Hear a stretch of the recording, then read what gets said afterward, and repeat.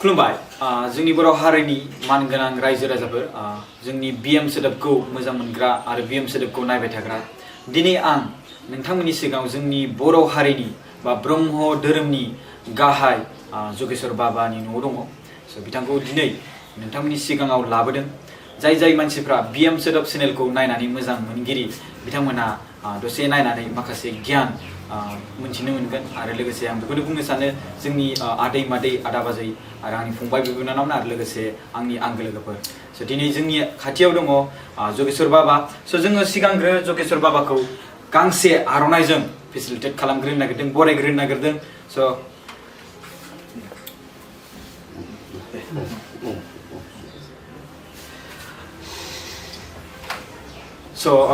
लोगोफोर जोंनि दिनै चेनेलाव दङ जगेश्वर बाबा जों दिनै बेजों मोगा मोगि खालामदों जों गासिबो डिटेल्स फुरा माने स्टोरी जोंहा बाबाया उन्दैनिफ्रायनो बोरै देरबोनायमोन आरो लोगोसे जोंनि बे ब्रह्म धोरोमखौ बोरैहाय दैदेननो मोनसे रेसपन्सिबिलिटिखौ बोरैहाय मोननो हाखो बिथाङा स बिनि बागै जोङो गोबां बाथ्रा रायलायगोन भिडिअआ गोबां गोलाव जानो हागौ नोंथांमोना नायबानो जाबाय बेखौ आङो नोंथांमोना जाय मानसिफ्रा नायगोन आं बेखौ आसा खालामो कि नोंथांमोना एसेबाबो मोनसे गियान मोनगोन होननानै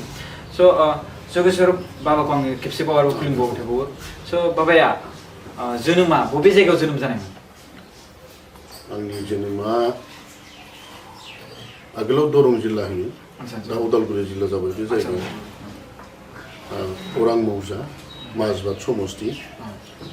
गेलाबिलनि साहा जि गामि दं थेलामारि काटपुरि सेराव बेनो आंनि जोनोम गामि थेलामारि काटपुरि सेराव काटपुरिनि नामा आगोलाव खलबारि दं दा काटपुरि होनो लिखिदोंबाबो बे जायगायावनो जोनोम दायो बेयाव गहपुराव आरोना दा बिनिफ्राय आं एसे सेंग्रा जानायावनो सिलाफोथार भगबान जुलियाव खारलांदों 1967 मायथाइयाव खारलांनानै हा गोदान लादों बे समाव बेवहाय मेघलाबारि गेरगुवाबारि दंफां गिदिर गिदिर दं रायदों दं बिदि जाहारबारिथार आरो बेवहाय खारलांनाय समाव आं आइ आफा आरो फंबाय सासे बिनानाव सासे लांफादों बे जायगायाव रायजो जाहैदों जोंनि बे गोजाम जायगायाव जिउ खांनायाव जोंनि बिदा सासे दंमोन बिदा सासेया जोबोद जुमाय फाग्लामोन आरो एसे मगजुफ्रा थिग नङामोन लोङै जायो एसे दुम दाखाल बायदिसिना दावराव दावसि खालामबाय थायोनो हा हुफोरखौ बियो सिलिंखार खालामदों जुमाय लोङै हाया दंमोन दंनाया बुरजानो दंमोन 60-65 बिगासो हा दंमोन गासिबो बिदि जुमाय लोङै फानै सिलिंखार फानजोब्बाय आरोना जुमाय बिनि अगेन आखुखौ नुनानै थानो मोजां मोननि थाखाय आं उन्दै सेंग्रा जालायब्लाबो आं बे जायगायाव हा लाहैनो गोनां जादों सिलाफोथार भगबान जुलि दा बेवहाय सिलि आरसि फोथार होननाय स्टेसन जाबाय बे सिलि आरसि फोथारनि जिथु सानजानि गामि बे गामिनो भगबान आच्छा होमबा बाबाया उदालगुरिनिफ्राय डाइरेक्टलि सिलाफोथाराव थांबाय सिलाफोथारनिफ्रायसो दा उदालगुरि जिल्ला गोदो माने दरं जिल्लानि बे माबा हालागिमोन हावाजान हालागिमोन बे समाव बे दरं जिल्ला दा बेथ' दा सनितपुर जाबाय तेजपुर फैबाय आरो दा बिश्वनाथ सारियाली जाबाय बिदिनो लरा जागासिनो आरो दा बेयो जायगायाव 1967 मायथाइयाव मोनहैबाय मोननानै आङो बेवहाय जोंनिया धोरोमा बर' हारिना बाथौआनोखा नालाय जोंबो बाथौआनोमोन जोंहाबो बाथौआनोमोन आइ आफाया बिजिनिमोन बिसोरो बाथौ धोरोमनि मानसिखामोन आरो बिसोरो बोलि गोदान होग्रामोन बोलि गोदान होसै होननानै जोंहानो न'खराव खेराइमारि खुंग्रामोन होनना बुंदों आफाया खेराइमारि बेनिफ्राय बे बाथौआनो बाथौ बेयाव खारलांनानैबो बे बाथौआनो जाहैबाय बे 67 मायथाइयाव होमब्ला आफाया एसे बोरायबाय नालाय रायजोनि खामानियाव बाहागो लाफानो उसुबिदा मोनबाय बेखायनो आंखौ थिनहरबाय जोंहाबो जुमाय थाइनै संबाय दाउसा दाउदैखौ खांनानै हालमाजिया लांखाबाय होमबा बे भगबान जुलि गामिया 100 घरनि बारा दं 100निबो बारा दं गोगोम गामिथार जेलानाखि बैसाग मासाव जोङो हामबाय होयो बर'फ्रा बे हामबाय होनायाव जुमाय थाइनै थाइनै लांबाय लांनानै 18टा न' लुबाय ओरै सानजा सोनाब गोलावै 18टा गामिनि थाखाय हामबाय बे हामबायाव फारसेनिफ्राय मोदाय होलांबाय अजाया मोदाय रायो दौरिया हाथारो अजाया मोदाय रायो दौरिया हाथारो आंथ' बे सेंग्रा जालाय नालाय धर्म सर्म जेबो मिथिया गालाला नायनानै जिरायनानै थाबाय जुमायबो लोङा जों उन्दैनिफ्राय जुमाय लोङा जोंनि जिथुनाखि आंनि लोगोफोर उन्दैनिफ्राय रावबो जुमाय लोङा दासिमबो लोङा आंनि लोगोफोर नायनानै थाबाय आरो जों हाथारहोलां फिसौ गारहरहोलां सावग्राफ्रा सावदों गोदाग्रा गोदादों एवग्रा एवदों आच्छा बे जाथाय जानाय माने जाय जोंनि बर' हारिनि धोरोम बाथौ धोरोम बे समाव बिदि नुदोंमोन आरो जों बाजारावबो नुखाबोनाय जायगायावबो नुखाबोनाय बिदिनो हामबाय होनाय लोखि गार्जा बेयावबो बेखौनो लोगो मोनबाय बे आंनि फाला जालायबाय आफानि फाला नङा बेखायनो बे जेलानाखि लोंबाय लोंनानै खाजि बुख्रि रानबाय जाहांनायावनो खमलायबाय नांलायनाय खमलायनाय जाबाय नाज्रांलायनाय जाबाय सोरनिबा खाजिखौ सोरनिबा गारलाबाय सोरनिबाखौ बख'जोबबाय एकदम ओरैबायदि हुलुस थुलुस जाबाय माने हाथावना नंला बे जायगायाव आंनि दैहुनि अफ्रिखौ लखबनानै नमस्कार होदों लथबदों आरो आं फैला आरो बिदि जायगायाव धोरोम नांगौब्ला एसे निजोमनि जन्जाल थाबाय आच्छा होमबा बाबाया बे सिला फोथारनिफ्रायनो गहपुराव बे समाव फैबाय बिनिफ्राय उदालगुरि बिनिफ्राय सिला फोथार नङा होमबा सिला फोथारनिफ्रायसो गहपुर फैदों नङा होमबा ना सिला फोथारनिफ्राय आच्छा दे सिला फोथारनिफ्राय सिला फोथाराव थानानै बे धोरोमखौ जों बे 1967 मायथाइयावनो गारदों माने गारनायनि खाबु मोनदों जोंहा बेवहाय बे रागा सेसा जिथुनाखि दैमा बे दैजों खुरखा जानानै बिसोर सदियाव खारलांदोंमोन सायाव दै बिलो 12 घर खारलांदोंमोन एसे खोन्थाग्रोदि बे 12 घर खारलाङा दैया गोलौजोबखाय दै लागा थादोंमोनहायखाय बिसोरबो 67 मायथाइयाव बे जायगायाव खारबोदों भगवानजुलियाव आंबो बेवहायनो बिसोरजों ज' जाफादों साहा लायनाव गामिनि साहा लायनाव बिसोर ब्रह्म लायो ब्रह्म नालाय बिसोरो गोदान बोसोरनि जग्ग होदों बे जग्ग होनायाव आंखौबो लिंहरदों लिंहरनायाव आंखौबो फज' साबाय जग्गबो होखाबाय आरो बिदिनो साहा मुरि होलायनानै बानजायनायखौ पुरहितखौ नुबाय बे समाव पुरहित होनो बे पुरहितआ बानजायबाय धोरोमा मादि जानांगौ धोरोम लायोबा मादि लानांगौ धोरोमखौ लानानै जों न'खरफ्रा मादि सोलिनांगौ मोजां बानजायदों आरो आं मोजां मोनदों बेनिफ्राय जोंना गामियाव दंमोन जिथु अजा बिबाय जायो बे ओमफ्राय ब्रह्मआबो बेनो बाथौआबो बेनो बेखायनो जोंनि बे सा साइडनिया ब्रह्म जानोसै दे होननानै बयबो बे 67 मायथाइयावनो महालया फोरबोआव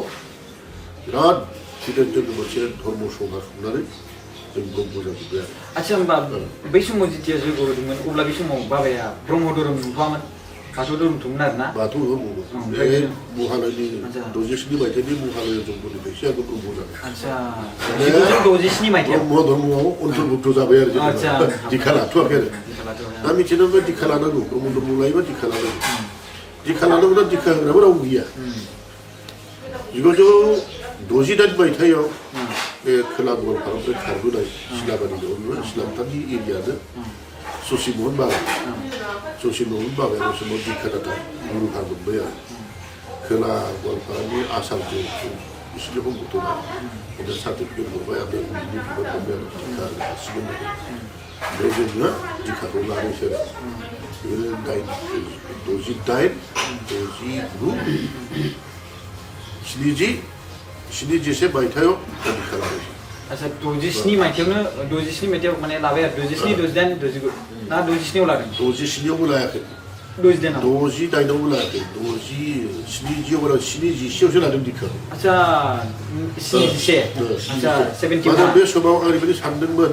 बर'नि बाथौ धर्मजों आरो ब्रह्म धर्म माबा मोनसे पार्टिकल दं नामा माबा मोनसे हारिमुनि पार्टिकल दं नामा माबा मोनसे राव थुनलाइनि माबा मोनसे पार्टिकल दं नामा माबा मोनसे हेंथा थागोन नामा बेखौ आं एसे जखा सुनो नायबाय थादोंमोन बे जखा सुनायाव आङो बे 67 मायथाइयाव ब्रह्म धर्मखौ आजावदोंब्लाबो दीक्षाखौ लाथ'वाखैमोन मानो होनब्ला बर' हारिजों गोरोबगोना गोरोबा बर' हारिनि राव थुनलाइ हारिमु बेफोरनि माबा मोनसे हेंथा जागोन नामा बेखौ आं उनाव नायबाय बेफोरनि गुदियाव गासिबो लोगोफोर नोंथांमोना दायो मिथिखाबाय जानांगौ नङा होमबा जगेश्वर बाबानि न'आव आं दङ नोंथांमोना मिथिबाय बिनि माखासे खोथा जों बेजों रायज्लायगासिनो दं मोगा मोगियाव नङा होमबा कुइसन सोंदों माखासे बिथाङा खोन्थादों गाव उदालगुरिनिफ्राय सिलाफोथाराव थांनायनि बाथ्रा खोन्थादों माखासे बाथ्रा बेखौबो खोन्थाखाबायानोखि बोरैहाय बिथाङा बाथौ धोरोमनिफ्राय ब्रह्म धोरोमाव फैदों आरो बिनि माखासे सुंद'यै एसे बाथ्रा खोन्थाबावगोन नोंथांमोना नायबाय थाबानो मिथिलांबाय थागोन स' बाबा मोनसे बाथ्रा आं कुइसन सोंनो नागिरदों जोंना दासिमबो कुइसना जोबाखै नालाय रायज्लायनायाथ' थांबाय थागासिनो दं कि नोंथांनि नामा सिगाङाव जगेश्वर बसुमतारीमोन एकदम बिमा बिफा दोननाया जामादार बसुमतारी जामादार बसुमतारी आच्छा बिनि उनावहाय दा जामादार बसुमतारीया बोरै सोलायखो होनबा बेखौ खोन्थानो मोनगोन दे थारमाने जोंनि गामियाव एलपि स्कुल खुलिदों बे फरायसालि जों उन्दै उन्दैयावनो बे उदालगुरिनि जाहैबाय बे माजबाद एरिया माजबाद बस्ति अरां मौजा जोंना बे गेलाबेलनि साहानि गामिसो दा बेवहाय माने गोदान स्कुल खुलिदोंहाय आंखौ आफाया लानो थांबाय फरायसालियाव मास्टारा सोंबाय मास्टार गोदान मा नाम जामादार बाट लाल जामादार ना बगा जामादार बिदि नाम दोनो नामा ओमफ्राय आं दोनसै गाज्रि मोनाबा दे होमबालाय दोनदो सार आं जामादार बे ज'जोंनो लांनोसै जगेश्वर बसुमतारी दोनबाय बाबाया नोंनो बुंनानै नामखौ लाबाय लायाखै मास्टारासो होबाय मास्टारा होबाय आच्छा जगेश्वर नामखौ मास्टारासो होबाय आच्छा आइ आफामोन दोननायखौ गारबाय आइ आफामोना बे नामखौ गाज्रि नामखौ दोननायाबो मा बिनि गुदियाव माने आंनि खरसा सानै हौवासा थैदों जायो बे थैनायखाय दाखोन आरो साखोन आरो बे सानैनि नामा मोजां मोजां नाम दोनबाबो थाब थाब थैयो बेखायनो नाम गाज्रिखौ दोनदिनानै जामादार दोनदों दा जामादार दोननायाव आरो जंखायो आंखौ मारै जंखायो लाल जामादार ना बगा जामादार लाल जामादारबा जाबाय बै माबा दारगा बगा जामादारबा खिगारग्रा बे गाज्रि नामखौ दोनोबा एसे जोरगोन होननानै दोनबाय दा बेखायनो बे नामखौ उन्दै समावनो जेनेबा 3 बोसोर 4 बोसोरसो जाबायना एलपि स्कुलाव खारिनाय आरोना ग्रोबनो बे मास्टारा दोननायखाय बे नामानो थाबाय आरो आच्छा बे एलपि स्कुलावनो बेखौ सोलायना होखादों नालाय एलपि स्कुल एकदम गुदि हाबजेननायावनो बेखौ सोलायना होखाबाय आरो हाबजेननायावनो सोलायना बे जगेश्वर नामानो थाबाय स' ओमफ्राय बिनिफ्राय मोनसेबाव बिनिखि जोंना बाथ्राया जोबाखै नालाय बे सिलाफोथारनिफ्राय 1967 मायथाइयाव नोंथाङा जयग' होनाय बा आहुतियाव जिरायफादोंमोन नङा होमबा बिनिफ्राय 71आवसो दिखा लादों नङा होमबा स' आं मेन पइन्टआव फैनोसै बाथ्राखौ कि बे सिलाफोथारनिफ्राय बबेबा जायगायाव थांदोंमोन नामा बिनिफ्राय डाइरेक्ट गहपुराव फैनाय बेखौ डाइरेक्ट सुंद'यै खोन्थानोसै आङो 1967 मायथाइयाव ब्रह्म धर्मखौ आजावना लादों नाथाय ओरैनो जों ओरैबायदि लादों गोसो जिउ गोसो मोदोम लानानै जोङो संगठननि खामानि मावदों जोंनि बे सिलाफोथार एरियायाव माजरबारि जरिगुरि आलुपारा भगवान बरगरा कमलपुर ब्रह्मपुर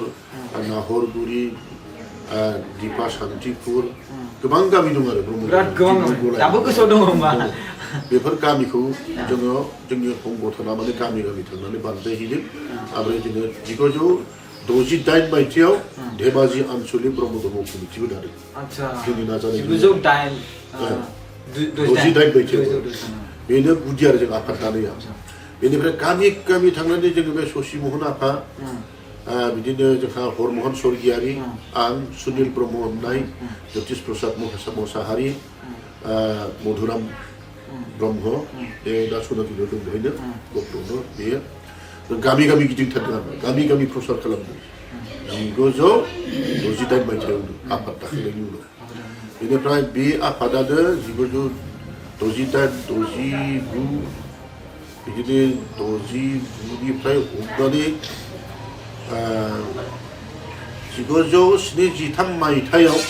जोङो सारा बे लखिमपुर डिस्ट्रिक्टनि बे हावाजाननिफ्राय हमनानै एकदम मुरखुं सेलेक्सन ब्रह्मपुर थानायफ्राव आं बिबान लानायसै ओरैहाय सोनाबहा गिदिंनो ओमफ्राय गिदिंनो ओजोंहाय हरमोहन स्वर्गियारि सानजाहा लानायसै दाबथामबो सानजाहा जेसेबां दं आं ओरैहाय बेवहाय आलुपारा बिक्रमपुर तिनकनिया ओरैहाय जेराव जेराव जों बगि नदि एरिया उत्तर कुलाबारि आरो बिदिनो तारिनि ब्रह्मपुर घुलिसुक आदिफोर जेसेबां ब्रह्मपुर दं ओमफ्राय जों निमां एरिया निमाङावथ' बहुद दङ गामि बेवहाय गिदिं गिदिं आं गासैबो गिदिंनानै आं बिबान लानाय बै समनिफ्रायनो फोसावनो गालांबाय आरो फोसावनानै बिदिनो फोसाव बिलाइबो होना गालांबाय जों आमुक थारिखआव ओरैबायदि मिथिं मोनसे जागोन बेवहाय थांनांगौ बेखायनो जोङो 1973 मायथाइनि फेब्रुवारि दानाव लखिमपुर जिल्ला ब्रह्म धोरोम आफाद दालायबाय जोङो सिलाबारियाव बे समाव आलासि लिंहरदोंमोन जोङो लांहिन तिनियालिनि गामि आमुंनि बे समाव मिकिर हिल होनना बुङोमोन फरेन बाबाखौ लाबोदों दा ससि बाबाखौ दंखायोसै बिराद मोजां मिटिं जादों धर्म सभा जादों शास्त्र पाठ जादों जग्य जादों अखरन्द जग्य जादों बिराद रोजोब रायलायदों बेयाव आफाद दादों बेयाव आफाद दानायावनो आंहा लखिमपुर डिस्ट्रिक्टनि जेनेरेल सेक्रेटारि आच्छा बिबान मोनलायबाय बे समावनो आरोना चन्द्र कुमार ब्रह्म नार्जारि नैबे उत्तर खोलाबारि बगिबिलनि बे आफादगिरि जाबाय बे दिननिफ्रायनो आङो प्रसारावबो जाफालांबाय सेक्रेटारिबो जाबाय बै समनिफ्रायनो बिबान मोनबोलांगासिनो आरो बेनिफ्राय जोङो 1974 मायथाइयाव नैबे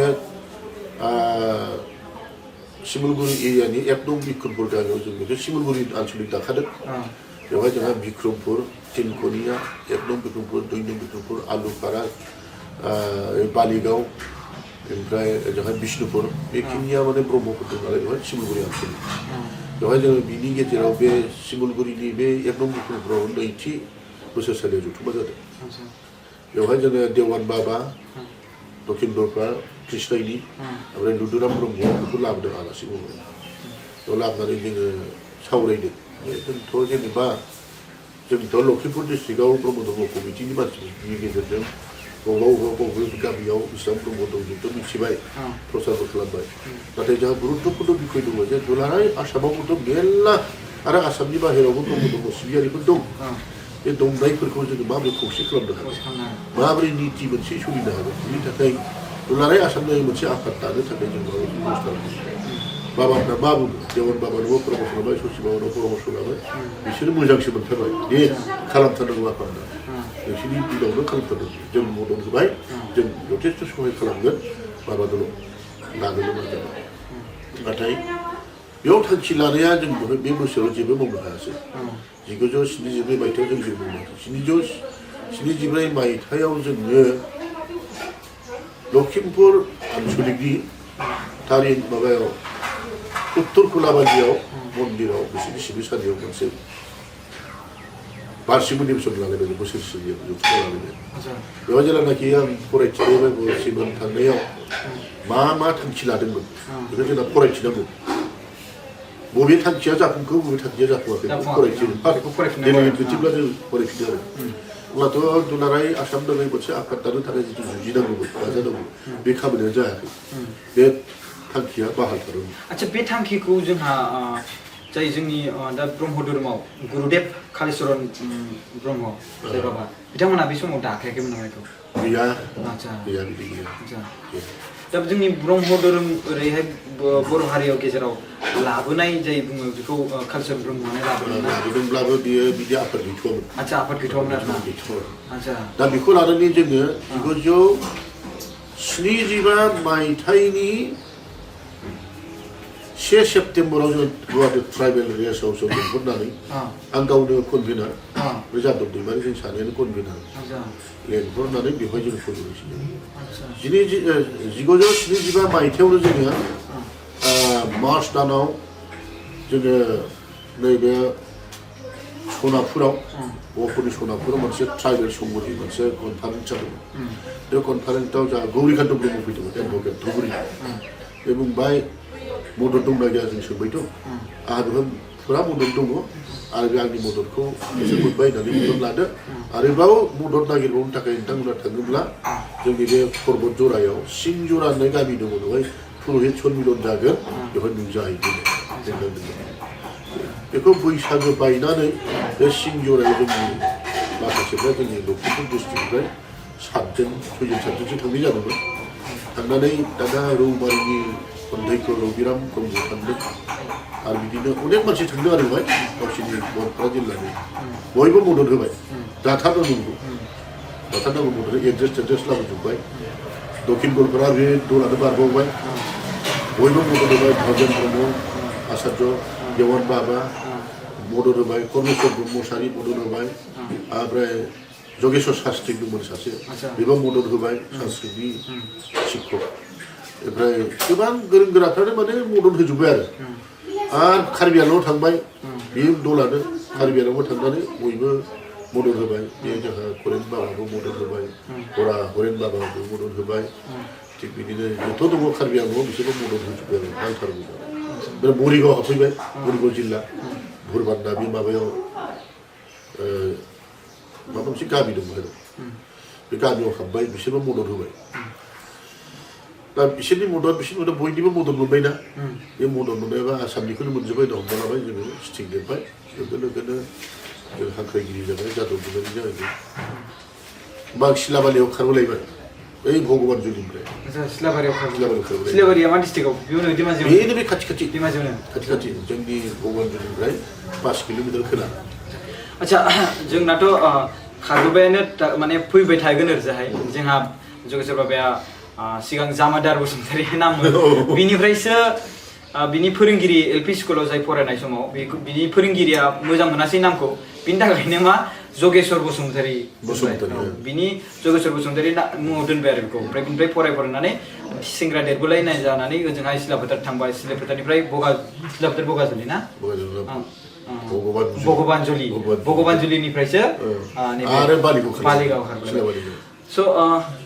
बाबा आं नोंनाव मोनसे बेखौनो सोंनो लुबैदों कि जाय 1967 मोन नामा 1967 आव जेब्ला ब्रह्म धोरोमखौ नुजेनदोंमोन बै समाव जयग होजेनदोंमोन बिनिफ्रायनो नोंथाङा बेखौ फुजिनाय बा ब्रह्म धोरोमाव हाबनायखौ मोजां मोनलांदोंमोन नङा होमबा स' नोंथांनि बयहाबो मोनफा साफा माने जिउआव गुरु थायो दिखा गुरु थायो स' नोंथांनि दिखा गुरुआ सोर ससि बाबानो आच्छा ससि दहाय बुंलांजोब्बाय ससि बाबानो माने गाव 1968 मायथाइयाव दिखा गुरु खालामदोंमोन नालाय ओमफ्राय नोंखौ 72 मायथाइयाव 71 मायथाइयाव दिखा होबाय आरो ना स' ओमफ्राय बाबाया माने बे जिउआव खेबसेबाबो कालिचरन बाबाजों लोगो मोनफेरखांबाय मा मोनदों बेथ' माबा रुंसारि जाना थांबाय बेसेबांबा सिगाङावनो रुंसारि जालांदों ना 1938 मायथाइयाव बे रुंसारि जादों आच्छा जोंनि ब्रह्म धोरोमा मा मायथाइनिफ्राय जोंनि बर' हारियाव हाबजेननायमोन बेखौ गोसोआव दं ना बियो दङ 19 कालिचरन गुरुदेबनि न'आ जाबाय धोनि फोलेर जमिदारखौनो जायो 250 बिगा हा दंमोन आच्छा बेहा जों मिथिनाय 250 बिगा बिथाङाथ' सानै हिनजाव दंमोन 250 बिगा हा मैदेर दङ सिलाय खाथुस दङ आरो दंफांनि कारबार दङ माइ नांगौ ना मा नांगौ थाखा नांगौ फैसा नांगौ जेबो आंखाल गैया बिनि फिसा बियो एकदम बिनि गामियावबो आं खैबाबार थांबाय मिटिंबो फैबाय कालिचरन गुरुदेबनि लुजेनना गालांनाय मन्दिर सन्दिर जोङो नायबाय नुबाय जगबो होबाय बियो थाबायबो दा बिनि जारिमिना ओरैबायदि बाबानिया कालिचरन गुरुदेब बाबानिया बियो जोनोम मोन्दोंमोन 1860 मायथाइनि 18 एप्रिल 5 बैसाग बैसागनि 5 बैसाग बे समावनो जोनोम मोन्दों दा बियो बुंनो थाङोब्ला बर' हारिनि थाखाय गोथौयै सानबाय थायोमोन हारिखौ बोरै जौगाहोनो हारिनि थानाय जानाय आसार रीति सानोमोन नायबिजिरोमोन बेबायदिनो थाङै बियो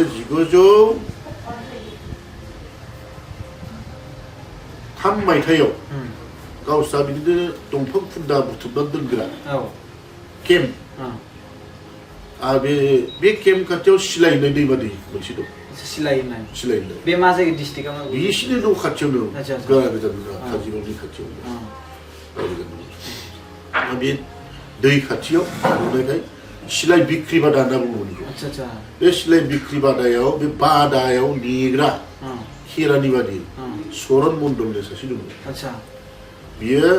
बे बादायाव थांब्ला सरन मण्डलनि बिसिदायाव गान्दु सेराव सारनिथ' खिया बिजाबखौ मोन्दों 1903 मायथाइयाव बे सारनिथ' खियाखौ फरायनानै नायबाय बियो गावनि बर' हारिनि बाथौ धोरोमजों गोरोबनाय बादि तत्त्वफोरखौ मोनबाय आहुति होनाय ब्रह्म गायत्री मन्त्र ब्रह्म तत्त्व धर्म तत्त्व गासिबो मोनबाय बियो बंश तत्त्व गोरोबनाय मोनजोबथारबाय होनबा आङो बेजोंनो जिउ खांनो हासिगोन आरो हारिखौ सोदांनो हासिगोन होननानै बे हमदांना लाबाय इसोर मोननाय बायदि मोनबाय बियो बेखायनो बेखौनो बिखायाव बजबना लानानै बियो मा खालामबाय इसोरखौ फुजिनो लाबाय गावनि बादारिफोरखौ लोगो लानानैब्लाबो बियो जग्य होबाय बुथुमला जायाफ्रामाबो खिन्थु बेयावनो बे सन्थुष्ट जायाखिसै बियो थांथारनानै कलकातायाव थांनानै बे समाव कालीघाटआव दंमोनदो परमहंस शिबनाथ स्वामीजिया आरो बे लेखा सान्थौखिया जाबाय मोहिनी मोहन चट्ट'पाध्याय लिरनाय गुरु परमहंस बाबानि बाथ्राफोरखौनो लिरनाय बे लेखाखौनो मोनदों आरो परमहंस शिबनाथ स्वामीजिनाव थांनानै बियो 1905 मायथाइयाव दीक्षा लादों 1905 मायथाइयाव ब्रह्म धर्मखौ मोनबाय होनना लादों आच्छा बे 1905 मायथाइयावनो जोंनि ब्रह्म धोरोमा जानाय बायदि जाबाय आरो गावनि थाखाय जादों गावनि थाखाय जाबाय हारिनि थाखाय जाथ'बाय 1906 मायथाइयाव बे बैनागुरि गामियाव माने ओजों बै बासबारिनि खोलाहा बैनागुरि गामि मालथि जरानिफ्राय बैनागुरि बे गामिया ओजोंहाय ओरै खोलाहाथ' जाहारबारियानोसै बे गामियावनो माने फार्स्ट माने जग्य होदों 1906 मायथाइयाव बे 1906 मायथाइयावनो कलकातानिफ्राय फणीन्द्र चेटार्जीखौ लाबोनानै आलासि लाबोनानै माने प्रसार खालामदों आच्छा 1906 मायथाइयावनो जोंनि बर' हारिनि गेजेराव गिबि प्रसार जादों आरो जयग जादों आरोना गोबां माने बेवहाय अखण्ड जगना सानथाम हरथाम नामा खोन्थादों बेवहाय प्रसार जादों आरो ब्रह्म धर्मखौनो बिनिफ्रायनो लाजेननाय फोसावजेननाय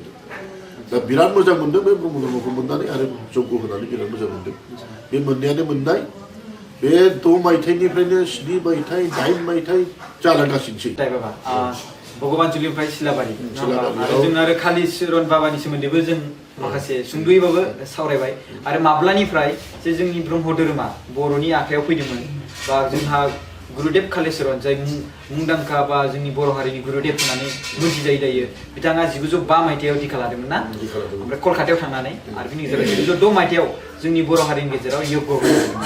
ओमफ्राय बिथाङा मानि थाखाय ब्रह्म धोरोमखौ लादोंमोन बेखौबो नोंथाङा बुंनानै होबाय कि जोंनि बाथौ धोरोमजों एसे मिलायनाय मोन्दोंमोन गासिबो पन्चतन्त्र जेसेबांखिनि गोबाङानो मिलायनाय जाजोबदोंमोन बेखौ लानानै बिथाङा जोंनि बर' हारिनि गेजेराव बे धोरोमखौ लाबोनाय जादों दिहुननाय जादोंमोन स' जोंनि बर' हारिनि बे धोरोम आरो जोंहा थाखानाय बाथौ धोरोम दा बिनि गेजेराव जेबोथ' फाराग गैया होननानै बिनि थाखायनोथ' लाखाबाय जोंहा जेबोथ' आरो पन्चतत्व होनना बुंबा हा दै अर बार अख्रां खेथि अखतेज मुरुत बा जोंनि बर' हारियारि जे जेवरा दुब्लायो दाउथु बिखा बानायलायो सिजौ गायलायलायो बेखौ बे आध्यात्मिक तत्वजों मोनबाय माबादि मोनबा माने खेथि अखतेज मुरुत हानिफ्राय जोंनि हारा मोदोम जादों बेदर जादों दैनिफ्राय रोदा रुदु जादों थै जादों अरनिफ्राय बाक शक्ति हजम शक्ति राव रावैनाय जादों निम जादों बारनिफ्राय हां लानाय बान नफान बियान समान उद्दान अख्रांनिफ्राय खोनानाय सोदोब खोनानाय थिग बिदिनो अखाफोरनिफ्राय साननाय हनाय साननिफ्राय जिउ नुनाय अनेक गासिबो मिलायजोबनाय होनब्ला बर'फ्रा बोदायबाबो साननिगिरि सानराजा भुमनिगिरि फुरे बोराय महाराजा सानखौनो रायखाङो सैथोनि देबता सैथोआव थानांगोन माननि देबता मानाव थानांगोन बे खोथाखौ बुङो होमब्ला नायबाय जे सानजु सुर्य बाय ब्रह्म गस गसनि बिलाद लाथा बेखौबो गायो अजाफ्रा बेखौ नायोब्ला ब्रह्म गायत्रीजों गोरोबनाय बाथ्रा जोबथा बा माने मोनबा पन्चतत्व खेथि अखतेजों मुरुत जों बा तत्वजों जोंनि देहाया दाजानाय थौ अखाफोर सान दारायो ज्योति स्वरूप बे अखाफोर थाखोआव जोंनि साननाय हनाय साननि थाखा जों नुनाय ओमफ्राय जिउ बे आरोमा बे जाबाय सर्बात्मा जों जीवात्मा कर'नासे स्वर्गदेव तल'नासे तुलुसि देव नङा होमबा जों तुलुसि जीवात्मा जोङो ओरै आरोमा बेखायनो गोरोबनाय जोबा जौसेयाव 100 खोन्दोआनो गोरोबजोबो होनना बुंजायो आरोना स' बेयावहाय माखासे बा आरो थौ गोथौ गभीर तत्व सिजौ सि माने सिङाव अन्तरात्मा अर्थात जीवात्मा जौ गोजौआव परमात्मा साननारायण ग्रोबखा स' बाबा मोनसे बेनोखि जोंनि बर' हारिनि गेजेरावथ' जोंहा ख्रिस्टानबो धोरोम दङ आरो बेनि गेजेराव बाथौ धोरोमबो दङ फारसेथिंजाय जोंहा ब्रह्म धोरोमबो जाबाय स' बेफोरथ' थाखायो बेथ' जोंना जाबाय थाखागोनानो थ' जिउआव बे जिउआवहाय बिसोर मोनफ्रोमबो जायफोरा धोरोम दङ बिसोरो दिखा लानांगौ जिउआव नङा होमबा साफ्रोमबो दिखा लानांगौ बिनि एसे सुंदुयै इम्परटेन्ट बिराद गोनांथिथार दिखा लानायनि आरो दिखा लायाबा माबा मोनसे खहा जागोन नामा बिनि माबाफोर बुंनो एसे हागोन नामा बेयो जाबाय बुंनो थाङोब्ला दानि बाथ्रा नङा गोदो ऋषिमुनिनि जुगावनो दङ चैत्य जुगनिफ्रायनो दङ जेरैहाय त्रेता जुगाव रामाबो दिखा लादोंमोन बिश्वामित्र मुनिनिफ्राय ओमफ्राय शिक्षा लादोंमोन बशिष्ठ मुनिनिफ्राय दशरथ राजायानो बशिष्ठ मुनिमोननो गथायना होदों आरो दिखा लादोंमोन बियो जेलानाखि बै अमर फुख्रियाव दुगैलायनानै बिश्वामित्र मुनिया होदोंमोन दङ त्रेता जुगावबो दा जों नुबाय रामा सासे अबतारि पुरुषमोन बिष्णु अबतार जोनोम जादों भगबाननि अबतार ओमफ्राय जों नायबाबो द्वापर जुगाव जाबाय श्री कृष्ण जन्म जादों संसारनि गाज्रिखौ फोसाबनो थाखाय धोरोमखौ बासायनो थाखाय बियो जोनोम मोनदों बेबो नाखि सन्दीपनि मुनिनाव दिखा लादों जाय सन्दीपनि मुनिया बिनो दिखा होदों जाय कृष्णआ अन्तर्जामिन जन्म जानाय लोगो लोगो बिफाखौ लिंदोंमोन बियो नन्द राजा बेनाव सासे गथ' जन्म जादों नोंखौ दोनहैथां आरो बिनि गथ'खौ सोलायनानै लाबोन बेखौ बुंदों जन्म जानाय लोगो लोगो दा बहा शक्तिशालिखा जाय मानसिया बुहुमाव फैनानै दिखाखौनो लाथावो बेबो बुहुमनि मानसिफोरखौ बर्ण संकर जादों होननानै दिखा लादों मानो होनबा नों गोरों गोरानो जुदि शक्तिशालि दिखा लानानै दिन्थियाब्ला बा उननि जोलैया मा जागोन दा ओंखायनो जिखुनु धर्मआवनो दिखा प्रथा दङ जेरै हिन्दुनाव दिखा दङ ख्रिस्टानावबो धुप लानाय दङ भागवतीयाव जाबाय शरण लानाय दङ शरणीयाफोरनावबो शरण लानाय दङ थिग बिदिनो आरो ओंखायनो बे दिखा लानाय प्रथाया दानि नङा गोदो गोदायनिफ्राय बोहैबोदों स' बुंनाया जाहैबाय कि जोंनि जाय दासिम जारिमिनाव दङ बा हिस्ट्रियाव दङ जोंहा शास्त्रआव लिरनाय दं कि जोंनि राम जाय भगबान नारायणनिफ्राय अबतार जाना फैदोंमोन आरो जाय भगबान नारायणनिफ्राय अबतार जानानै महरै कृष्ण महर जादोंमोन नङा होमबा शक्तिशाली जाय बिथांमोनानो जुदि दिखा लानांदोंबा एफा शक्तिशाली बा माने फिउचारखौबो नायनो हानाय इयुनखौबो नायनो हानाय नङा होमबा स' बिसोरनो जुदि एफा शक्तिशाली जानानै दिखा लादोंबा जोङो मनुष्य बा माने बे साधारन मानसि जानानै मानो जों लानाङा नङा होमबा बे बाथ्राखौ बुंनाय जायो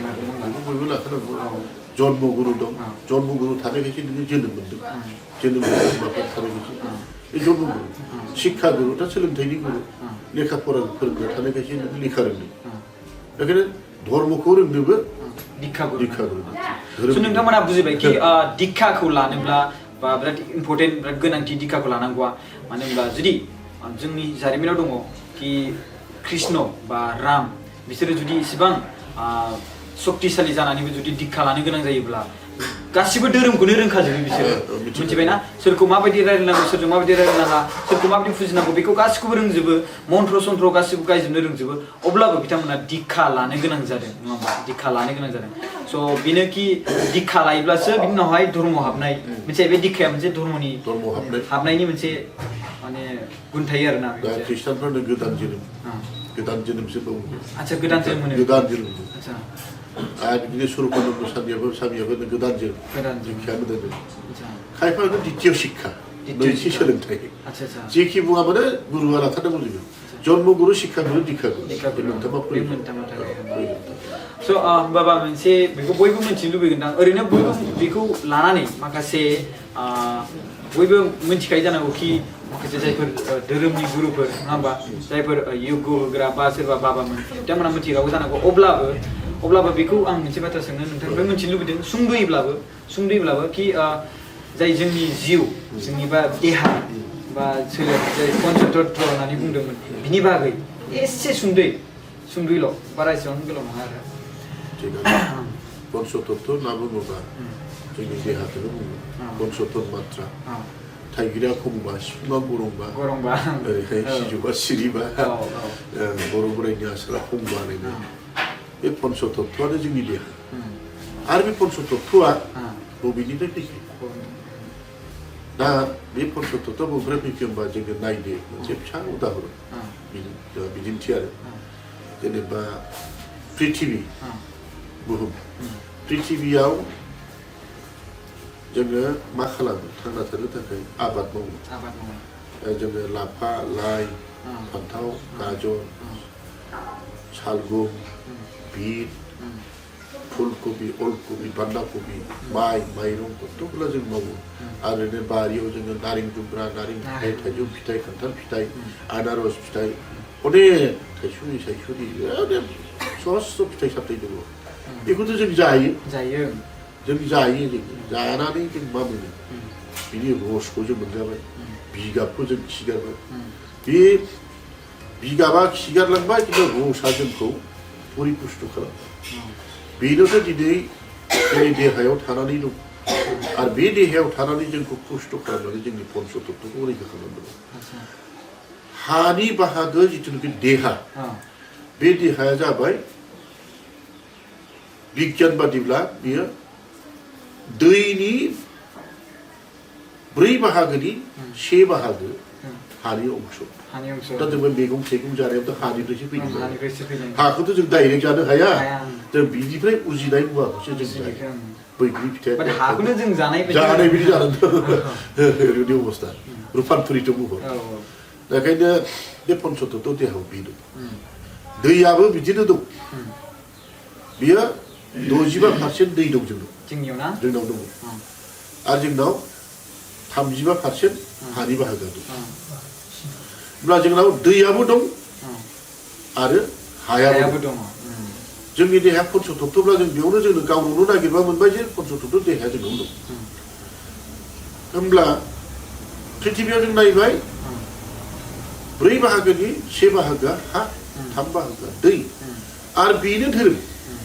बेयो जोंखौ हमथानानै दोनदों बेखौनो धोरोम बुजायो माबोरै धोरोम धरि रखा हमथानानै लाखिग्रा बे जोंखौ हमथानानै दङ जोंनाव देहा जानानै हमथानानै दं दै जानानै हमथानानै दं ओमफ्राय मा दंबावो अरा जोंनाव 97 बिदुं जानानै दङ थानानै दङ बे 97 डिग्री जुदि जोंनि देहायाव जुदि बिदुं थायाब्ला जों गोथै थैगोन जों बारा जाबाबो जों लोमजागोन खम जाबाबो जों बेमार जागोन बिदि अबस्था बेखायनो मिडियामै थानांगोन बेयो बयनिबो हारसा बर' गंगार दख्ला आबर जेसेबां थायामानो नागा सिम्फु मारवारि बिहारि सब एखे बे साथानोनि बिदियाव थाबाय थादों 97 रावनाबो खम बेसि जाया बे अरा मा होनो बेखौ बैसानर अग्नि जोंनि देहायाव थानाय अर बियो बैसानर अग्नि बे सोरखौबा खालामनो हाया बियो नोंखौल'सो फोथांना लाखिनो हायो बेखायनो बियो बे अरनि बाहागो अर मा मोनथाम जाबाय हा दै बारा जोंनि गन्थंजों खुगाजों खोमाजों बांसिन गन्थंजों खुगाजों जोंनि देहा सिङाव हाबलाङो बोबाय हाबलांबाय अक्सिजेन हाबलांबाय जेथिया बे हगारबाय अम्लजान बा कार्बन डाइ अक्साइड थांबाय गरमा ओंखारबाय गुसुआ हाबलांबाय थिग बेजों जों थांना थानानै दङ बा बारा जोंखौ हमथानानै दङ बार बाराब्लाथ' जों थैयो बार गैयाबा जों थैयो समग्र पृथिबिनि मानसिफ्रा पृथिबिनि दाउमा दाउसा जा जिब जुनारानो जा जिखियानो जा बार नङाबा रावबो थांनानै थाया खारन बारखौनो हां लायो आरो बे बाराबो जोंनि देहायाव हाबलाय ओंखारलाय खालामनांगौब्ला जोंनि उथुमाय जराव बे अर दङ दहाय खोन्थानाय जिथु 97 डिग्री 97 जिथु फारेनहाइट जिथु बिदुं बेयो जोंनाव दङ बे थानायखायनो बे बाराबो हाबलाय ओंखारलाय खालामो बे अरा गैयाब्ला जोंनि बे देहा सिङाव हाबलाय ओंखारलाय जाया बेखायनो गोथै मानसिनाव बारा दंब्लाबो दलद थायो दैया दंब्लाबो दलद थायो थाया होमबा खिन्थु उदैयाव नारना होब्ला खुगाजों गन्थंजों फुगोन जायनि थाखाय गन्थं खुगायाव डाक्टारफ्रा नार्सफ्रा फुरा होथेनानै दोनो बे बार गजां गिनानै बेखौ होयो आरो बेखायनो उदै सिङाव बारा थायो थैब्लाबो दैयाबो थायो हायाबो थायो हानि देहाया नाथाय अरा गैला गुसु सिथ'थ' जाबाय मोनामबाय ओरैबो बेखायनो बे पन्चतत्व होनबा बेखौनो बुजायो आरो ओमफ्राय दाथ' बारा जोंखौ हमथानानै दं बारखौ बयबो हां लायो मा मिरि मा दिउरि जेसेबां जिब जगत बारखौ हां लायो दा जुदि बारा इसोरनि अंग नङा होनबा बारा इसोरनि अंग नङा होननाय लोगो लोगो मा जायो बेयो गाव खाना फोथायनो थागोन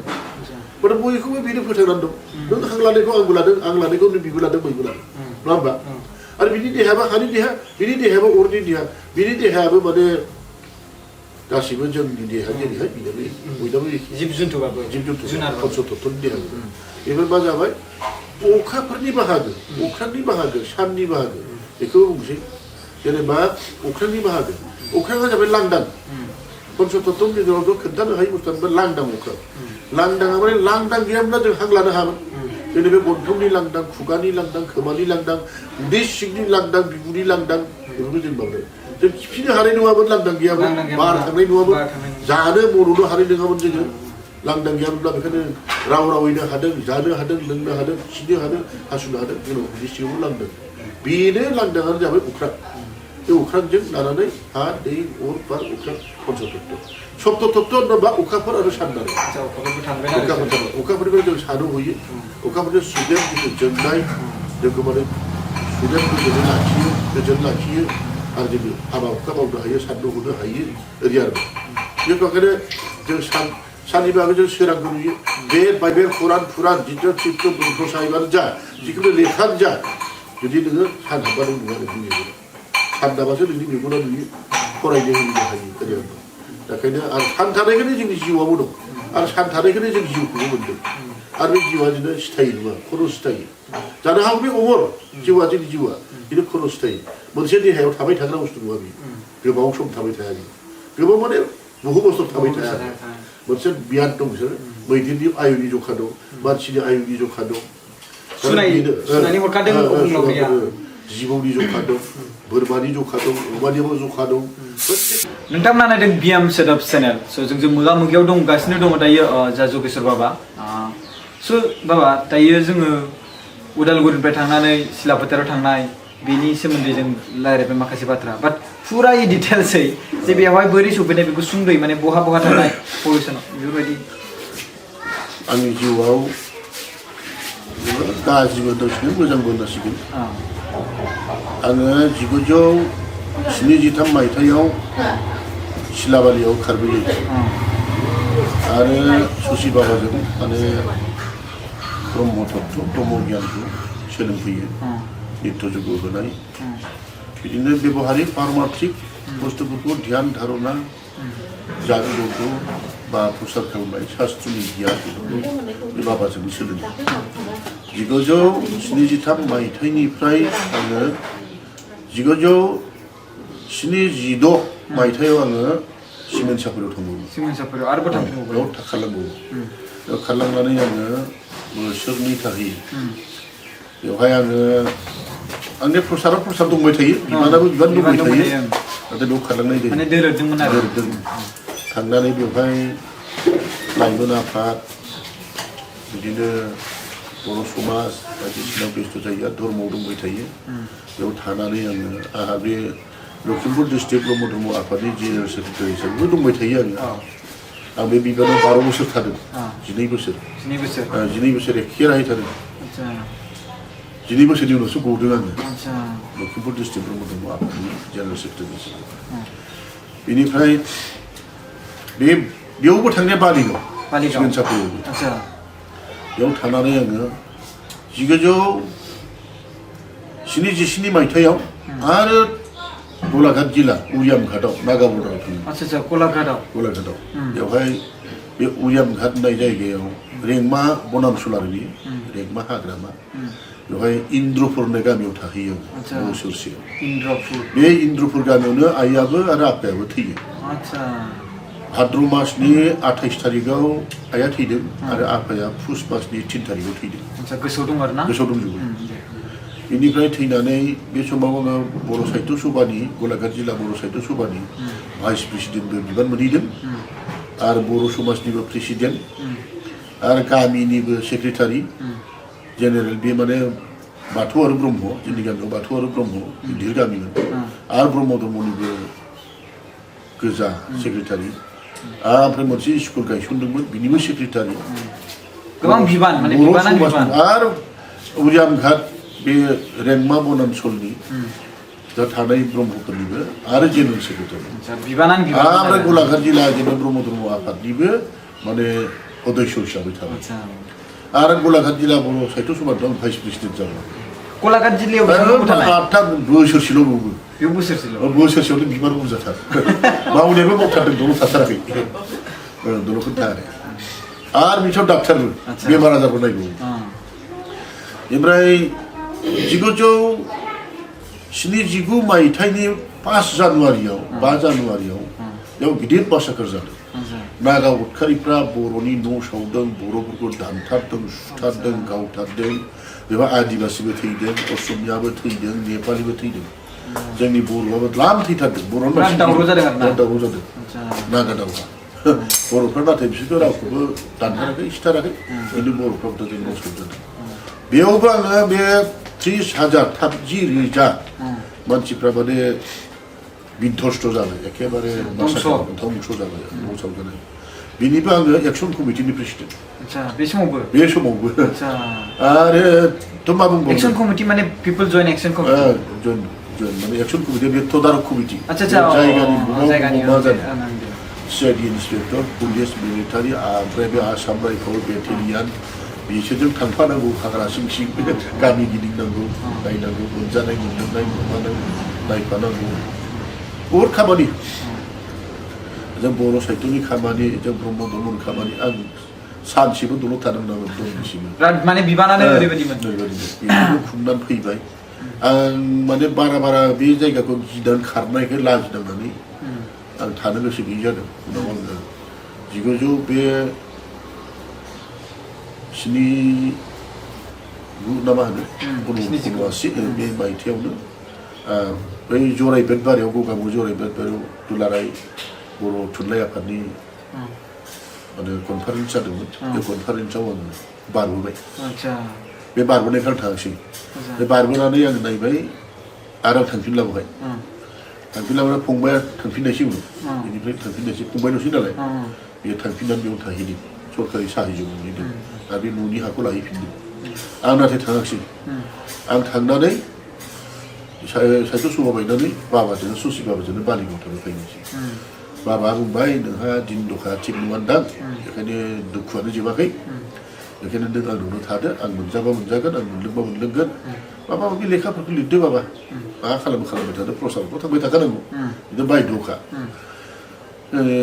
बे समाव लिरनायसै आं ब्रह्म लैथो बिजाब आरो सिबिनायनि हारसानि 1000 बर'नि 1000 बे 82 मायथाइयाव लिरदों 82 बे प्रिन्ट खालामदों आरो लिरनाया बे समाव लिरदों 79 मायथाइनिफ्राय लिरदों 79 मायथाइनिफ्राय 82 मायथाइयाव 80आव आङो बै माबाखौ होदों बर' आरो हारसानिखौ सिबिनाय नेमखौ ओमफ्राय ब्रह्म लैथोखौबो प्रस्तुत खालामदों नाथाय होआखैमोन ओमफ्राय बाबानाव थाबाय आं थायै बिदिनो प्रसारबो खालामो गिदिङोबो आरो आंनि बिबानाबो जोबाखै उनाव 82 मायथाइयाव आङो नैबे गहपुर एरिया जेनेबा 2 नं बिक्रमपुराव मदन बागानाव थाफैनोसै थायामोन बेयावबो आश्रम मोनसे पार्टिनि हिसाबैदोंमोन बेवहाय सनितपुर आरो लखिमपुरनि बै सिमायाव मोनसे ग्रेजिं दंमोन बे ग्रेजिंआ खमब्लाबो 20-30 बिगासो हा जागौमोन आरो बिनि खम जागौमोन 30 बिगासोआनो जागौमोन बाबाया माने पुरा माने धोरोमजों लानानै बिबानखौ लानानै गिदिंनाय जागासिनो खारग'वाखै आरो बेवहाय आश्रम पार्टिनिफ्राय बेवहाय न'से मानसिया रायजो जाना दंमोन रायजो जानाय मानसिखौ बोरै होखारनो होननानै आङो बे आश्रम पार्टिनिखौ आङो नागारनो बायद' जादों मानसि होखारनानै आश्रम पार्टिया लासिं भटान थागोन होननानै ओमफ्राय आंखौ बे मदन इस्लारि बाबाया बे लखिमपुर डिस्ट्रिक्टनि भाइस प्रेसिडेन्टमोन मदन आफादनि बाबा बुंबाय माबा दा गाव थादो दाथ' बिमाबो गैला बिफा गैला फंबायाबो नोंखौ गारनानै थांबाय बबेबा मोनसे प्रस्थापन लानोबो दा नोंखौ मा खालामो आरो नोंबो आश्रम पार्टिना आंनाव थाथ'दो गतिके नों आंनि फिसा गेदेर जाबाय आंहा फिसा हौवा साबा जादोंबो दं खिन्थु फिसा हौवा साबानिख्रुइ आं नोंखौ देरसिन खालामबाय गावनो फिसा होननानै बजबनानै लाबाय दाना जा मोन्थाय साबा फिसानि गेजेराव नोंजों 6 जन जाबाय बे 6 जनब्लाबो बिसोरो जि मोन्थाय दं नाबो एखे समान मोन्थाय दङ हा हु धन सम्पति एखे समान मोनदों आंनिल' फिसा जानानै थादों बुंबाय बिदिनो थानायबो जाबाय नों प्रसार खालामबाय था नों मावनाङाबो दांनाङाबो जाबाय था प्रसार खालामबाय था मा मावबाय था बेयाव थानानै गिदिंबाय थाबाय फिसा जादोंना फिसौ जादों बियो फात्ता गैया उनाव आरो मा जालायबाय मिंमाङाव थांब्लाबो बिदिनो सोरखौबा गावस्रा नायनानै दोनो बेखौ लांदो नोङो मरिगाव थांबाय बेबो नोंखौ लांदो 왜 복도फ्रा 이래 이러니? 하바니 하바니 थाखाय बारिगाव थाबाबो नों बेखौनो लादो बबेबा थांबाबो बेखौनो लादो बयबो जंखायबाय थायो सासे लादो बेयावबो दाना आयं बुरिया मा जाबाय गामसा गांसे बायदोलै आं बेखौ दागानसैबाबा दोनदो देग्लाय हाबाफोर जानो हागौ दोनदो बेखौ दागानलां जंखायो बारा बिदिनो हमजानायखाय आं मा खालामबाय बेयावथ' एटिटिउडनिफ्राय थाखाबायानोसै दस्राथ' जागासिनो ओमफ्राय 85आव आङो सानजाहा थांदोंमोन सिलाबारिगावआवनो माने लखिमपुर डिस्ट्रिक्टनि अधिवेशन दंमोन बेयावबो नुजाबाय बेनो एकदम मुरखं सेलेक सेराव स्टेसन खाथियाव सिलेखागुरि दं गामि दं बेयावबो प्रसार खालामबाय प्रसार खालामनानै बाबा थांदों आरो बाबाजों लोगोसे अनेक दं जों लोगो दं 7 8जनसो थांनानै गिदिंबोबाय ओमफ्राय लीलाकान्त ब्रह्म बेबो थांदों बेबो आंनि लोगोमोन जन्मनिफ्राय एकदम बेयो खलबारिनिमोन जों माबायाव दानि उदालगुरि जिल्लायाव आगोलावथ' दरंआनो जाबाय आंनि देरसिन आमाइनि फिसाला बियो बेनाव आरो नैबे दंफैलायो बेखौ लांनांगौ नोङो जाबाय बे देरसिन नालाय हिनजावाबो बुंबाय ओइ आमुखा नोंखौ लांनांगौ लांबाय बायदिसिनालाय लाङा बुंलायबाय लांथारनांगौ हाबा जालासो थाबाय थानोसै नामा जालायबाय एग्रांबाय थायो आरो जेरावखि बे समावनो जाबाय एग्रांबाय थायो मा खालामबावनांगौ लाथारनांगौलै नोंखौ आंनि जिम्माव फैखाबाय बिसोरना गामिया खाथिमोन लीला बाबानि खाथिमोन दाना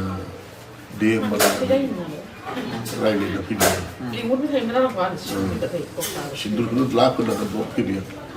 बोरायनो खोन्थाफैबायना ओरैबायदि ओरैबायदि बाथ्रा जादों आरो मा खालामनांगौ जाखो जासिथाबथारबाय मा खालामनांगौ है थांनांसिगौ अखानायै लोगो लाना थांबाय गरमथारबाय बेसेबां सनाव जाखो बियो 85 हाबा जाबाय आरो ना 85 हाबा जाबाय लाबोथारबायबो बेयावनो हाबा जादों बे जायगायावनो 2 नं बिक्रमपुर 2 नं बिक्रमपुर गहपुरावनो आरो ना आच्छा हाबा जाबाय 86आव सासे हौवासा गथ' मोनबाय आरो ना धोरोमबिर ओमफ्राय 1989आव सासे लांखाबि सानै मोनबाय आरो जों बाबाजों गोबां बाथ्रा रायलायबाय ओमफ्राय आरो गोबां बाथ्रा रायलायबावगोन आरो जों माखासे आरो इयुनावबो जों बेजों माखासे मोगा मोगि जाबावगोन बाट आं बेखौसो सोंनो लुबैदों कि बाबाया मोनसे आश्रम बानायदोंमोन बे दैमालु बे आश्रमाथ' केन्सेलानो जाबाय दा 83आव आङो 82आव फैदोंमोन नालाय 83आवनो बेवहाय गिदिर मासाकार जादोंमोन हारसा बर' जि न' सावलायबाय दानलायबाय सुलायबाय गावथारलायबाय एकदम हाजो बायदि खारना थाहैनांबाय कपिला केम्पआव थानांबाय बेयाव आङो बेमारि नायग्रा जाबाय डाक्टर बिजि होनाय टेबलेट होनाय सरकारि मुलि फैनायखौ आङो डाक्टारि मावबाय हादारखौ जमा खालामबाय बेनिफ्राय आरो जाबावलायबाय दा 89आव आं डाक्टारखौनो मावनोसै रायजो सेवा गथ'फ्रा एसे जाबाय एसे देरबाय बिदि जाबाय आरो दा बे बिदिनो अबस्थायाव दं जानानै जों बे खोब दुखु 79आव नागा दावहा मोनबोबाय 83आव बेयावनो मोनबाय गहपुराव आरो 89आवबो बेयावनो मोनबावबाय मोनथाम दावहा आंनि खरसाजों बारलांबाय मोनथाम 89आवबोथ' बिराद गिदिर जादोंमोन ओमफ्राय 83आव मोनसे बिराद गिदिर जादों मोनथामबो गिदिर गोजा मोनथामबो ना गाज्रिथार मोगा मोगि बिराद मोगा मोगियानोसै बिदाबो मोजां नङा न' सावजाबायदोंमोन न'आव सावजाखै माथो दा दिनै आं जायनाव आश्रय लानानै दंमोन बेनाव खमसे खम माइयानो 200-250 मनसो दंमोन आरो बिनिफ्राय सबायानो दुलिसे दंमोन आलुआथ' बैसांसे गोजौ दंमोन साफा साफा न'आनो सेस गोबां लस जाबायना लस जादों आइखां बायखां गम थागोन बमागोन आखाव फाखाव बिराद जादों बिदि अबस्था जादों होमब्लाबो जोंनिया बे धर्म प्रसारा जाबाय थादों अधिवेशनाबो जाबाय थादों आनसलिक सेन्ट्रेलबाबो आङो टेन्टेलावबो गिदिंगासिनो दङ आनसलिकआवबो गिदिंगासिनो बे प्रसारा जोंना जागासिनो दङ खारग'वाखै 1975 मायथाइयाव जोङो गुवाहाटि ट्राइबेल रेस्ट हाउसआव दानो हानायसै सेन्ट्रेल कमिटि 7 सेप्तेम्बराव बेनो जोंनि फाउन्डेसन डे दाबो खुङो सेन्ट्रेल कमिटिनिफ्राय खुङो बा आनसलिक जिल्ला खुङो बेनिफ्राय जोङो फार्स्ट मोनसे अधिवेशन लाबाय मुसलपुराव फार्स्ट फुल प्रेजेन्ट जाबाय बेनिफ्राय ओमफ्राय दा बे आफादानो नै दा 45 जालायफैबाय आच्छा 45 दा गोल्डेन जुबली जाहां जाबाय बेखौबो आंनो गावनो सेक्रेटारि जादों फार्स्टआव ना एकदम जितु कमिटिनो प्रमद कमिटि जाजानाय सेन्ट्रेल आंनि सेक्रेटारि माथो जादों दैमारिया प्रेसिडेन्ट हांख्रायग्रा मोनबाय बेखौ जादों आरो ओमफ्राय बेयो प्रेसिडेन्टआव थाबाय उननियाव फुल प्रेजेन्टआव आं बेखौबो डिस्ट्रिक्टआव सेक्रेटारिखा नालाय मोननै सेक्रेटारि लानो हायाखै भबेन्द्रनाथ ब्रह्मनो आंनि बिनायखौ होनायसै गोबां सहाय खालामनायसै बेखौ बिदिनो थांखि लिरनायफ्रा थांखि लिरनो रोङा बिजाबा बे समाव आंहा ब्रह्म लैथोआ जाबाय 82आवनो आं दिहुननो हादों बेखौ गांबेसे दासिम दिहुननाया ब्रह्म लैथो सिबिनाय नेम आमुनि सल'बाथा सेथि गोगो ओमफ्राय अधिष्ठाताया सोर ओमफ्राय माबा दंबावोथाय बावलायलांबाय 6थासो 7थासो जाबाय जाबाय आच्छा दिनैसिम माने दा ब्रह्म धोरोमनि माने ससिमोहन बाबानि जिउ खौरां ओमफ्राय दानिया सेथि गोगो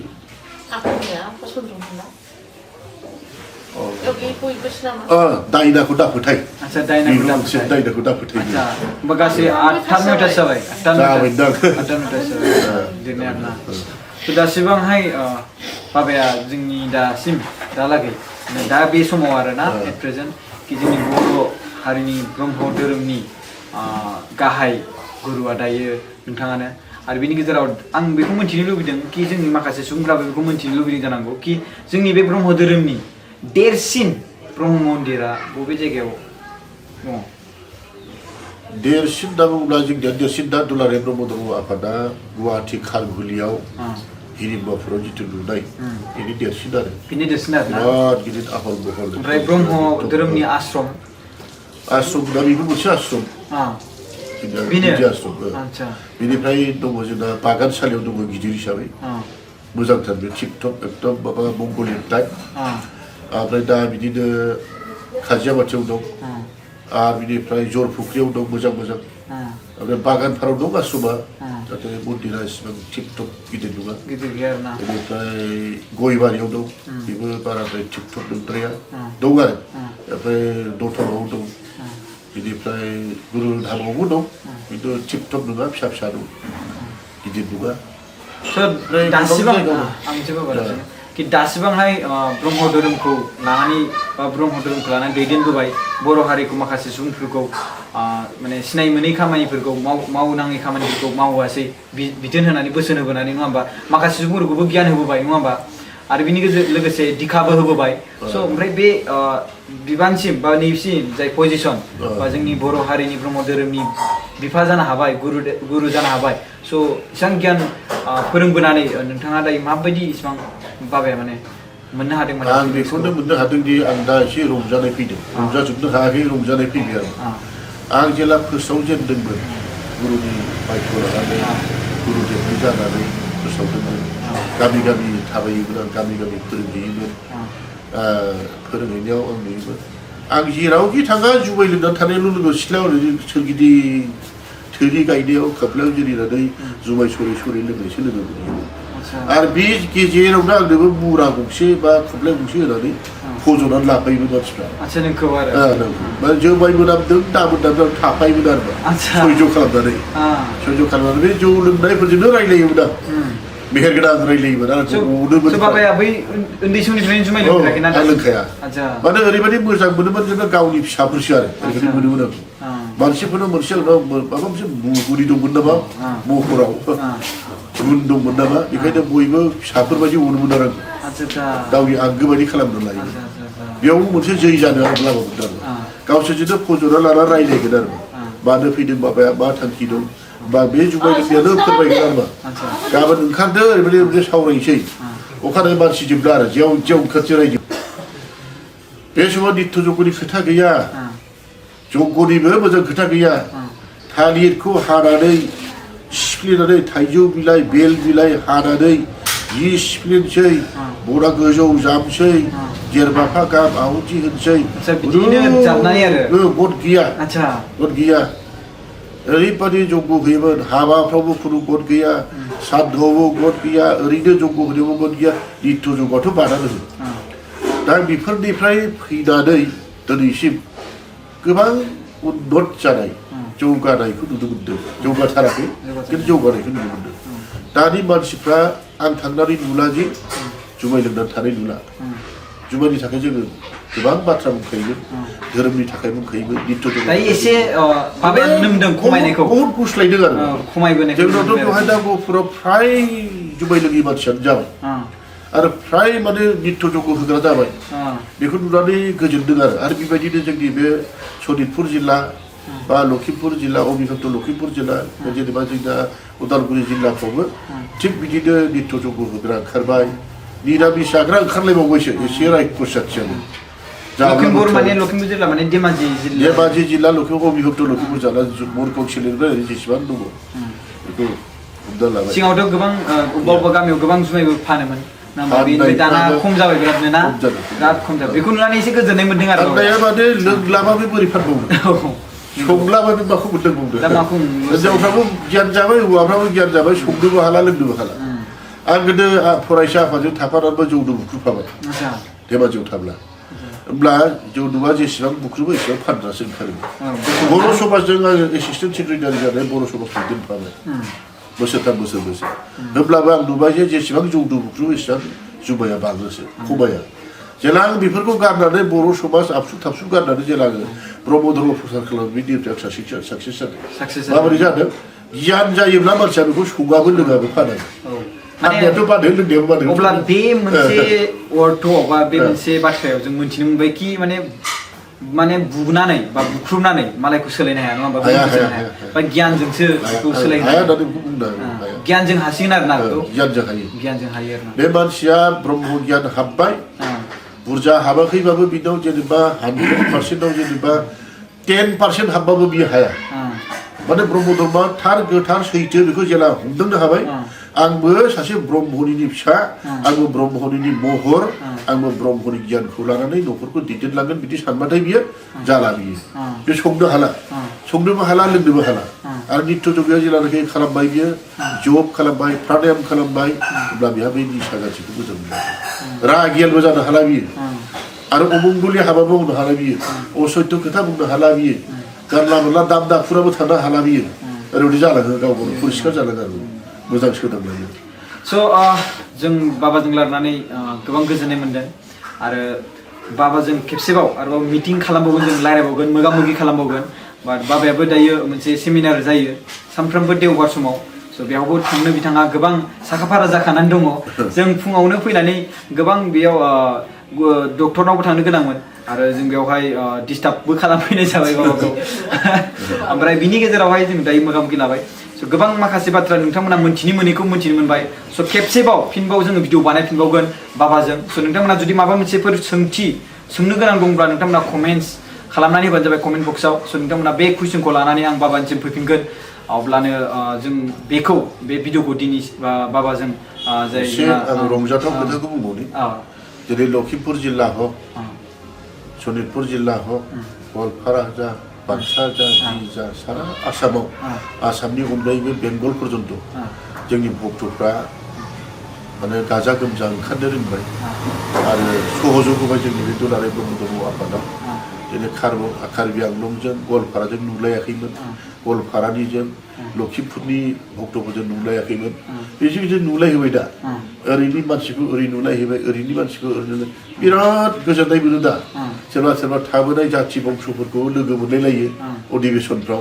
लाइमोनफ्राबो दिनै लाइमोन आफादजों दाना होबाय आं संबिजिरबो दाना होदों लाइमोन आफादफोर दिनै आवगायबोबाय गोरों गोरा जथेस्थ' ओंखारबाय